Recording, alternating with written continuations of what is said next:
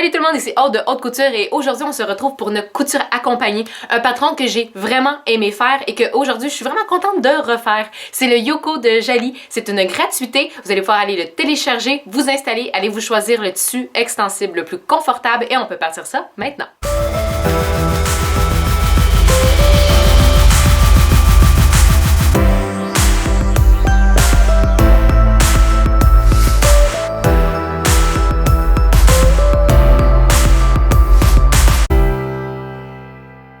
Donc oui, je le refais. Le premier que j'ai fait, j'ai utilisé un tricot quand même chaud, quand même confortable, quelque chose de très douillet, de très cosy, que je porte un peu plus là en vêtements d'intérieur, qui se porte quand même très bien autrement, mais du moins c'est comme ça que moi je le porte le plus souvent. Fait que j'avais envie de m'en refaire un qui était un petit peu plus habillé. Ça va donner un look complètement différent à mon chandail en utilisant le même patron, ce que je trouve quand même intéressant. Ce que j'aime aussi du patron de Jali, bon à part mettons qui est gratuit là, le Yoko, c'est que c'est un patron que je vais pouvoir faire pour moi, mais aussi pour ma fille, parce qu'il vient pour des grandeurs et c'est ce que j'adore pour la plupart des patrons Jali, c'est toujours comme ça, c'est que dans le patron quand on l'achète, il y a pour enfants et pour adultes, fait que c'est super le fun, je vais pouvoir lui en faire un aussi. Pour ce qui est du métrage que vous allez avoir de besoin, c'est tout dépendant de si vous faites le vêtement pour vous ou pour un enfant. Le maximum que vous allez avoir de besoin si vous faites le vêtement pour enfant, c'est de 1,45 m. Et si c'est pour un vêtement pour adulte, le maximum que vous auriez à avoir de besoin, c'est de 1,85 m. Tout dépendant de la taille que vous allez choisir. Et ça doit être un tissu extensible naturellement, mais de 40% minimum. Fait que naturellement, la première chose que vous allez avoir à faire, c'est de faire imprimer le patron. On s'assure toujours que le Caritas est bon, donc on commence par imprimer la première feuille. Une fois que ça c'est fait, on va pouvoir tout imprimer, tout assembler, couper, coller, on fait toutes notre affaire. Puis après ça, moi ce que je fais habituellement, c'est qu'étant donné que j'ai beaucoup de grandeur dans mon patron, c'est que je viens le copier, je viens le calquer en fait avec un papier à patron. Aujourd'hui, j'ai fait un test. J'ai utilisé l'entoilage à tracer que j'ai trouvé au Club Tissu, que j'ai commandé sur Internet. J'ai fait une cueillette en magasin, je suis allée chercher et honnêtement, je suis très surprise parce qu'au début, j'en voyais pas tant l'utilité. Pourquoi on utiliserait de l'entoilage à patron quand on peut utiliser un patron? Mais ça se trace super bien.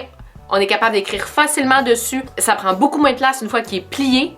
Et c'est vraiment fun à venir placer sur notre tissu. Moi, je l'ai sorti de mon enveloppe, il est un peu froissé. Petit coup de fer, je l'ai placé. Puis je trouve que, étant donné que c'est un entoilage qui est un peu duveteux, c'est pas glissant comme du papier, on dirait qu'il adhère mieux sur le tissu, surtout quand on utilise de l'extensible comme on fait aujourd'hui. Donc oui, j'ai vraiment aimé mon expérience avec l'entoilage pelon pour la première fois. Avec l'entoilage à patron, qui était ma première expérience, que oui, je vais probablement réutiliser. Je vais vraiment l'utiliser seulement pour quand j'ai à calquer, donc quand j'ai à sortir un patron, comme dans ce cas-ci, parce que je veux pas couper mon patron initial, je veux pas couper mon patron de base. Donc, qu'est-ce que je fais, c'est que j'assemble mon patron, je viens couper à ma plus grande grandeur et après ça, je viens sortir la grandeur que j'ai besoin, que ce soit de la grandeur pour enfants ou la grandeur pour adultes. Mais naturellement, là, quand je viens faire mon propre patronage à moi, quand je pars de rien puis que moi, je veux faire mes patrons, je m'utilise du papier, j'utilise quand même le papier pour aussi faire mes ajustements, mes modifications que j'ai sur mes patrons. Je trouve que ça va quand même mieux que l'entoilage à tracer, mais pour tracer, c'est vraiment génial. Donc, on va pas les s'installer. Moi, aujourd'hui, je vais assembler mon chandail avec ma surjeteuse 4 fils, qui est ma Brother 1034D,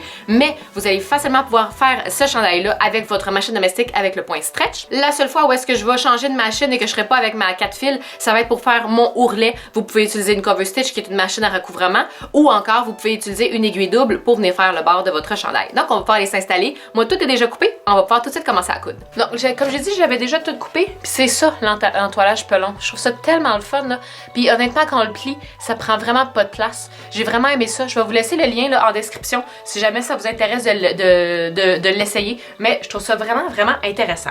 Fait que ici, j'ai mon devant, mon dos. Fait que là, on n'oublie pas de faire tous nos crans parce que honnêtement, ça va vraiment être important quand on va venir faire l'assemblage, surtout de nos manches. Donc, on va se mettre endroit contre endroit parce que la première étape qu'on va venir faire, c'est coudre nos épaules. Fait qu'on va venir joindre nos crans pour vous aider. Vous pouvez vous pincer si vous êtes à l'aise. On peut y aller tout de go à la machine. Et là, on va venir coudre nos deux épaules. Donc, on part d'où est-ce que la courbe commence jusqu'à l'extrémité. Et c'est 1/4 de pouce qui est la valeur de couture, soit 0,6 mm. Fait qu'une fois que nos deux épaules sont cousues ici, on va pouvoir ouvrir. Puis on va mettre ça de côté juste un instant. On va juste se placer où est-ce qu'il va avoir le col. Donc, on va prendre la pièce du col. Et avant de venir la poser, on va même pas ouvrir, là, on l'a coupé plié comme ça, on va pas l'ouvrir, on va tout de suite venir faire notre ligne qui va être dans le fond la médiane dos de notre col. Fait qu'on va venir le coude à 1/4 de pouce. Fait que là, maintenant que j'ai fait ma couture au dos, je suis venue presser mes valeurs de couture pour que ce soit bien à plat. Et là, on va pouvoir plier envers contre envers pour que ça nous fasse un tube moins long. Comme ceci, puis on peut tout de suite là, bien le placer puis aller le presser. Fait que je vais venir presser mon col en haut pour qu'il soit bien, placé. Je m'assure qu'il est vraiment là, de bord à bord tout autour. Fait qu'une fois que mon col il est tout bien pressé, le bord que je suis venue plier, là, pas sur la pliure, mais sur le bord à bord, c'est ce que je vais venir prendre puis que je vais venir installer. Fait que je vais prendre l'endroit de mon col. Logiquement, moi, peu importe d'un côté ou de l'autre, comme je le mets, ça ne dérange pas. Si vous faites des motifs qui ont un sens, faites attention à ça quand vous allez venir l'installer. Mais sensiblement, vous allez prendre endroit. Fait que mon endroit, en ce moment, il serait à l'intérieur. Je considère que c'est ça mon endroit.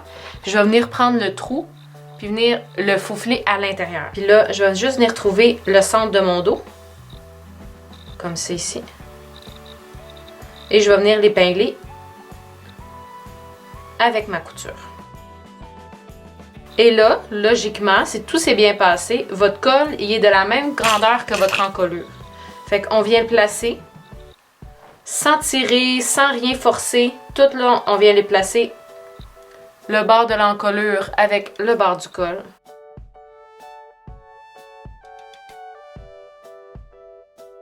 Comme ça. Et là, une fois que le bord de mon encolure et le bord de mon col sont bien épinglés, que j'ai pas de surplus, que tout est bien réparti, je vais aller le coudre encore une fois à 1/4 de pouce à ma surjeteuse. Fait après ça, vous allez pouvoir, si vous voulez, venir donner un petit coup de pressage. Il est pas supposé d'avoir de plis, c'est pas supposé de froncer nulle part. Fait avec un petit pressage, si ça se place pas, c'est parce que vous avez peut-être un travail de répartition là, à faire. Mais sinon, on va pouvoir aller tout de suite assembler les manches. Quand il est plié, là, on sait que le milieu, c'est ici, parce qu'on a coupé sur la pliure.